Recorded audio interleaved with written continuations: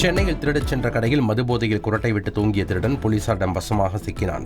அமைந்தகரையில் உள்ள பியூட்டி பார்லரின் மாடியில் மது பாட்டில்களுடன் ஒரு நபர் ஆழ்ந்த உறக்கத்தில் குரட்டை விட்டு தூங்கிக் கொண்டிருந்தது தெரியவந்தது. தகவல் அறிந்து வந்த போலீசார் அவரை தட்டி எழுப்பி விசாரித்ததில் சேத்பட்டைச் சேர்ந்த கிஷோர் என்பதும் பியூட்டி பார்லரின் கதவை உடைத்து திருட வந்த நிலையில் எதுவும் கிடைக்காததால் மதுபோதையில் குரட்டை விட்டு உறங்கியதும் தெரியவந்தது. அவரை போலீசார் கைது செய்தனர். நாமக்கலில் ஒரு டிபார்ட்மெண்ட் ஸ்டோரின் மேற்கூரையை பிரித்து 1.25 லட்சம் பணம் மற்றும் குக்கர், மின்சார அடுப்பு உள்ளிட்ட பொருட்கள் திருடப்பட்டன. 1.25 லட்சம் ரூபாய் பணம் மற்றும் கடையில் இருந்த 2 குக்கர், 2 மின்சார அடுப்பு, பாதாம், பிஸ்தா, ஹார்லிக்ஸ், பூஸ்ட் ஆகிய பொருட்களை எடுத்துச் சென்றது தெரியவந்தது.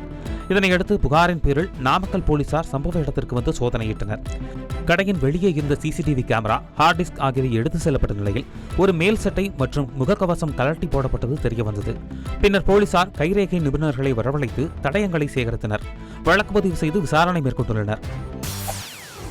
செய்திகளை உடனுக்குடன் தெரிந்து கொள்ள உடனே சப்ஸ்கிரைப் பண்ணுங்க.